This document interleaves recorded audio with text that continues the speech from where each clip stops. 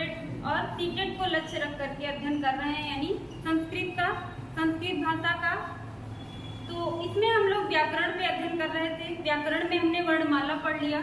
वर्णमाला के बाद हम लोग संधि पर कार्य कर रहे थे, यानी संधि में हम स्वर संधि का अध्ययन कर रहे थे। स्वर संधि में भी हमने दीर्घ संधि पढ़ लिया, गुण संधि, वृद्धि संधि और यण संधि। उसमें से 5वीं नंबर की जो संधि है वो है अयाद संधि।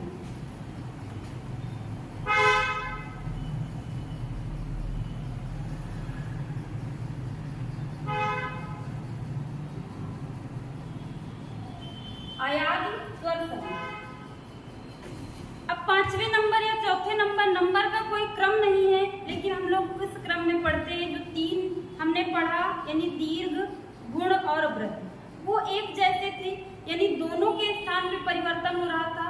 लेकिन जो यण संधि है और अयादि संधि है, इसमें पूर्व वर्ण में परिवर्तन होगा, पर वर्ण में कोई परिवर्तन नहीं होगा, यानी बाद वाले में कोई परिवर्तन नहीं होना है, सिर्फ पहले वाले में ही परिवर्तन होना है। इसके पहले जो हमने 3 संधियां पढ़ी, वो दोनों वर्ण मिल करके एक नया वर्ण बन रहा था। यहाँ पे दोनों वर्ण नहीं मिलेंगे, सिर्फ पहले वाले वर्ण में परिवर्तन होगा। चलिए अयाद स्वर संधि का सूत्र देख लेते हैं। एचो आय वाया। अब इस सूत्र में कहा क्या गया है, तो एच,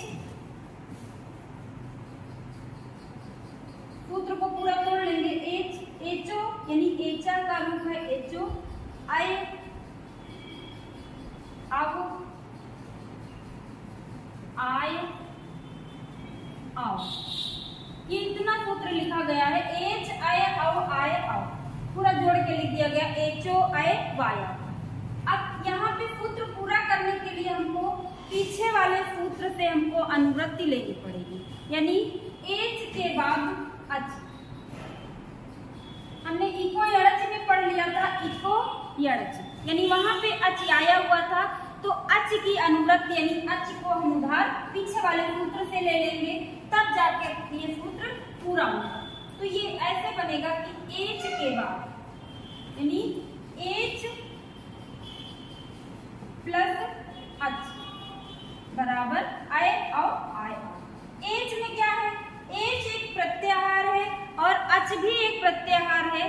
एच प्रत्याहार में हमारे आते हैं संयुक्त स्वर, यानी तीसरे क्रम का सूत्र, माहे 2 सूत्रों में से तीसरे क्रम का सूत्र और चौथे क्रम का सूत्र हम पढ़ेंगे तो आता है एओंग अयवच। वहीं से निकालेंगे इनके वर्ण, ए ओ ऐ औ।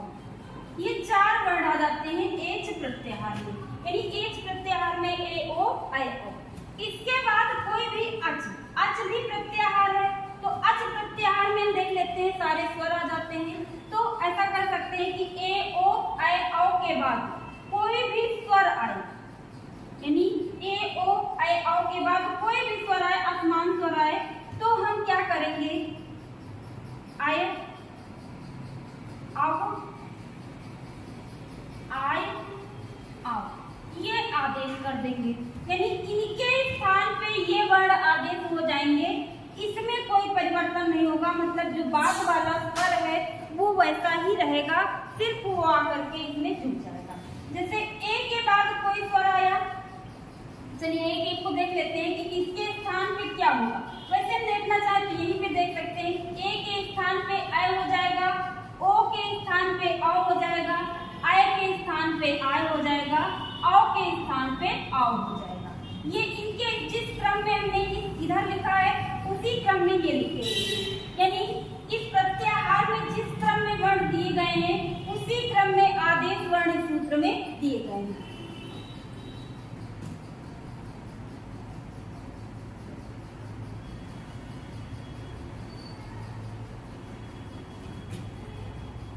देख लेते हैं, ए के बाद कोई स्वर आएगा तो ए के स्थान पे हो जाएगा आई, उसके बाद दूसरा आता है ओ, ओ के बाद कोई स्वर आए तो हो जाएगा अब, आय के बाद कोई स्वर आता है तो आदेश वर्ण हो जाएगा आई, और औ के बाद कोई स्वर आता है तो हो जाएगा आओ। अब ये जो बाद वाले या व है, इनमें हलंत रहेगा। पहले वाला जब ए होगा तो आय यानी ह्रस्व आ होगा, आय होगा तो आय यानी दीर्घ आ हो जाएगा, ओ होगा तो आओ यानी ह्रस्व आ, आओ होगा तो आओ यानी दीर्घ आ। चलिए एक एक उदाहरण कर लेते हैं। पहले वाले का उदाहरण करते हैं, ने धन अन। अब देखिए यही कंडीशन बन रही है, यानी ए के बाद स्वर आ रहा है। इधर ने में यानी ना को हम अलग कर देंगे, इसका ए अलग कर देंगे, इसके बाद स्वर आ रहा है, मतलब ए के स्थान पे क्या हो जाएगा, आय हो जाएगा। ए के स्थान पे आय हो जाएगा। फिर ना जब हलंत हो गया था, इसी में ये वाला आ के जुड़ेगा और इधर अन जुड़ेगा। ये वाला आ या को पूरा करेगा और ये वाला आ ना को पूरा करेगा। तो ना पूरा हो गया आ जुड़ करके, या जो हलंत था इसमें आ जुड़ करके या पूरा हो गया, शब्द बन गया नहीं। तो ये हुआ पहले वाले का उदाहरण। दूसरे का देख लेंगे।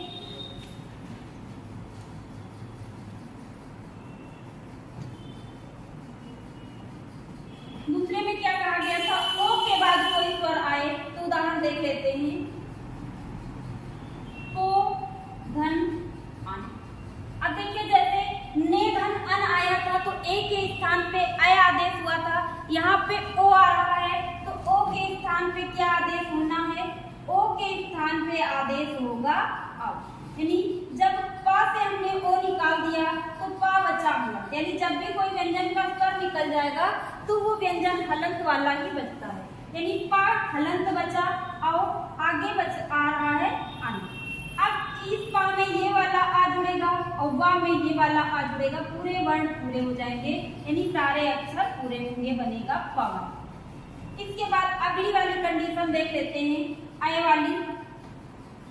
यानी आय के बाद कोई स्वर आए तो क्या होगा, तो यहाँ पे देखते हैं आय है, आय के बाद आ रहा है यानी स्वर आ रहा है, तो ना को जब एक आय से हम अलग कर दिए तो ना बचा हलंत वाला। अब आय के स्थान पे क्या होना है, आय के स्थान पे होना है आय। अब आगे वाला आप किसी में जोड़ देंगे, यानी ना में आ जोड़ेंगे बनेगा ना, या में आ जोड़ेंगे या कर, नायक शब्द बन गया नायक। और नायक का संधि विच्छेद पूछा जाएगा तो नए धन अकर।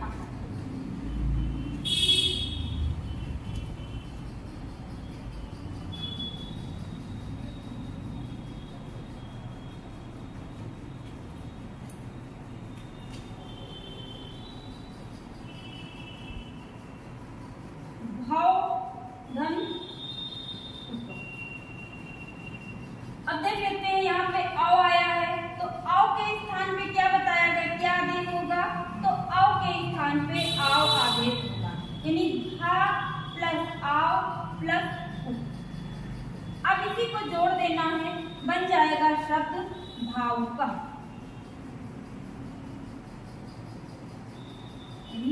औ के स्थान पे आओ आदेश होगा।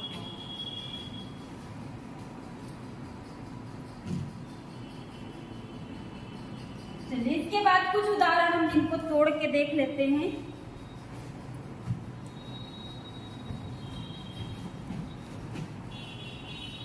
नयनम, शयनम, हरये, मुनये। चलिए 4 उदाहरण है, इनको तोड़ के देखते हैं।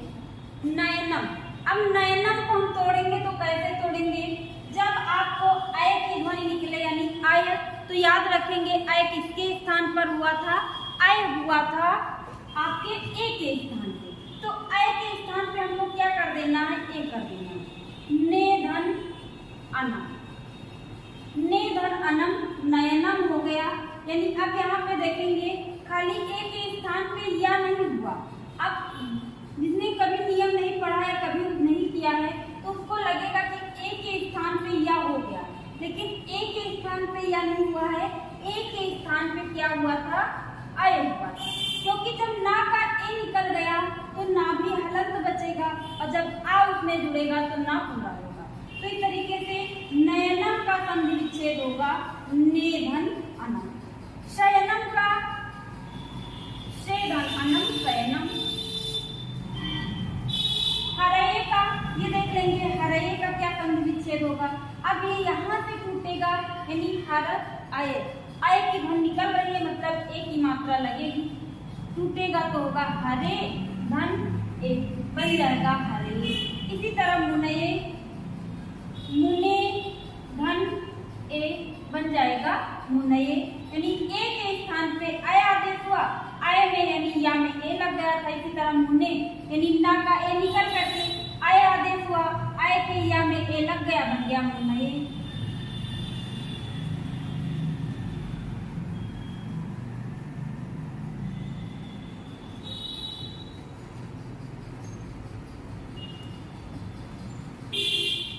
अगला देख लेंगे श्रवणम, पवनम,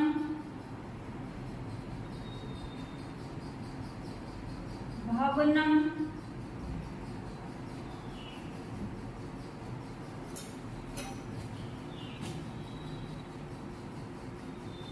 साधुवे। चलिए चार उदाहरण फिर तोड़ के देखते हैं कैसे टूटेगा। श्रवणम का संधि विच्छेद क्या होगा तो देखेंगे अब की ध्वनि निकल रही यानी श्रव, अब की ध्वनि निकल रही तो अब किसके स्थान पे हुआ था, ओ के स्थान पे हुआ था। जब तोड़ेंगे तो श्रो धन अनम, श्रो धन अनम बन गया श्रवणम। अब यहाँ पे ना था, यहाँ पे रा कैसे हो गया, तो ये दूसरे नियम है यानी जब एक सूत्र होता है रसाभ्याम नोड़ समान पदे, यानी जहाँ कहीं भी ना रा या री या सा के बाद आए तो वहां पे ना को अड़ा कर देते हैं, यानी रा आया है यहाँ पे री आया, श्रवणम में सा प्लस रा, ये तो जोड़ के लिखे गए हैं तो रा यहाँ पे आया हुआ है इसलिए अड़ा ना जो है अड़ा में बदल गया, श्रवणम शब्द बना। लेकिन जब अलग करेंगे तो अड़म नहीं होगा, यहाँ पे अनम होगा, यानी श्रवणम का संधि विच्छेद श्रोधन अनम और श्रोधन अनम का संधि रूप श्रवणम बनेगा। पवनम का देख लेते हैं। पवनम में जब भी बोल रहे हैं तो अव की ध्वनि निकल रही है यानी पवनम, अव किसके स्थान पर हुआ था, ओ के स्थान पर हुआ था तो पोधन अनम पवनम। भवनम का देख लेंगे, भोधन अनम भवनम। साधवे, अब साधवे में भी अब की ध्वनि निकल रही है मतलब ओ ही होगा, तोड़ेंगे तो साधो प्लस ए बन गया साधवे, यानी ओ को यहाँ पे ओ था, ओ के स्थान पे अव आदेश हुआ और साध, साध प्लस अव प्लस ए यही जोड़ दिया गया, बन गया साधवे।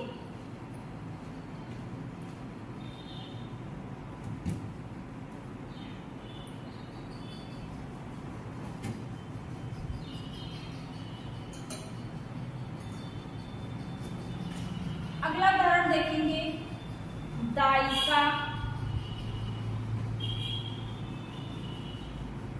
गायिका,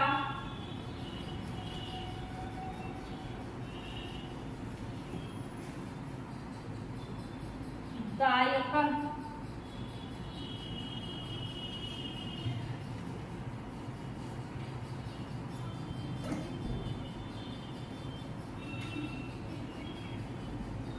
गायिका। ये चार उदाहरण फिर तोड़ के देखते हैं, यानी दायिका का संधि विच्छेद क्या होगा तो जब हम दायिका बोल रहे हैं तो दाय यानी आय की ध्वनि निकल रही है, आय किसके स्थान पर हुआ था तो आप देखेंगे पीछे जा करके कि आय के स्थान पे आय हुआ था। अब दाय यानी आय को हमने हटा दिया, जब यह हट जाएगा तो ई बचेगा, यानी दय धन इका दायिका शब्द बनेगा। इसी तरह गायिका बनेगा यानी गय धन इका गायिका। फिर अगला देखेंगे दायका यानी दय धन अका दायका, गायिका गय धन अका गायिका, यानी ये इसका संधि विच्छेद है गायिका का गय धन अकह, दायका का दय धन अकह, गायिका का गय धन इका और गायिका का दय धन।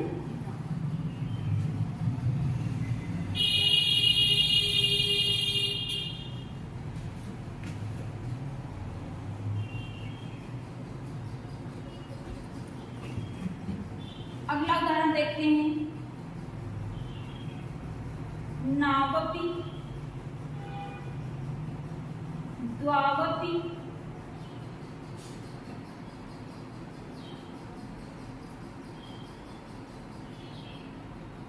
नाविका,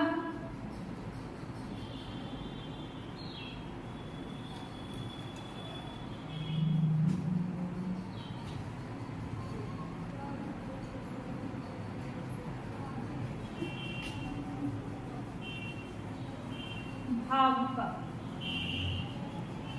अब देख लेंगे नावपी यानी आव की ध्वनि निकल रही है, तो आव किसके स्थान पर हुआ था? औ के स्थान पर। नहीं, ओ के स्थान पर अव होता है, औ के स्थान पर आव होता है। तो नौ धन अप बन गया नावपी, यानी नौ धन अपी। अब यहाँ पे जब औ के स्थान पे औ हुआ यानी ना प्लस औ धन अपी, तो बना शब्द नावपी। इसी तरह द्वावपी, द्वावपी को जब तोड़ेंगे तो करेंगे यानी आव लगाना है। आव जो आव निकल रही है ध्वनि द्वाव, आव की ध्वनि निकल रही है, तो आव के स्थान पे हमको लगाना है आव की मात्रा। द्वौ धन अपी हो जाएगा द्वावपी। नाविका का देख लेंगे, नौ धन इका। अब बाद वाला जो स्वर ये लगा है इसको ही अलग करके लिख देते हैं। यहाँ पे जैसे द्वावपी यानी यहाँ आ लगा है, यहाँ पे ई लगा है तो ई कर दिए। इसी तरह भावुका को देख लेते हैं, भाव। अब यहाँ पे ऊ की मात्रा लगी है तो हमको ऊ करना, भाव धन उका भावुका।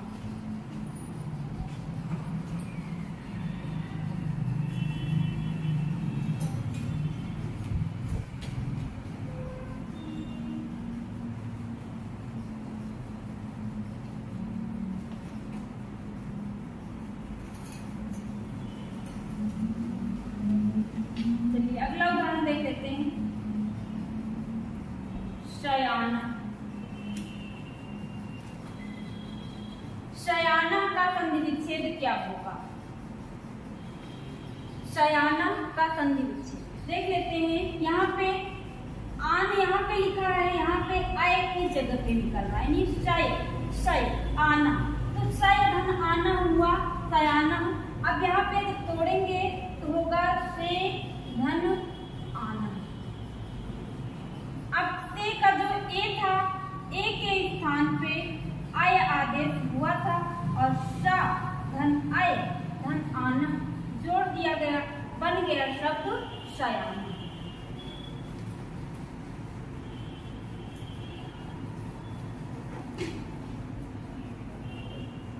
अगला उदाहरण करेंगे गायन। गायन को कैसे तोड़ेंगे? तो जहां से आय की ध्वनि निकल रही है वहीं से हम तोड़ेंगे। तोड़ते हैं, इसको देखते हैं। गय धन अन, गय धन अंति यानी गय के स्थान पे आय हो गया था, आय, आय के स्थान पे आय हो गया, बन गया गायन।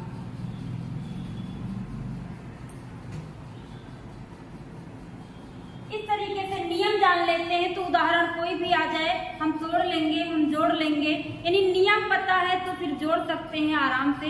यानी ए के बाद कोई भी स्वर आए तो ए के स्थान पे होना क्या है?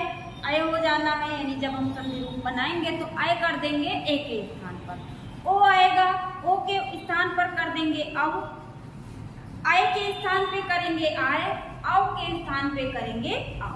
इस तरीके से आज हमने पढ़ा अयादि स्वर संधि। इसके आगे की संधियां हम लोग अगली क्लास में पढ़ेंगे। धन्यवाद।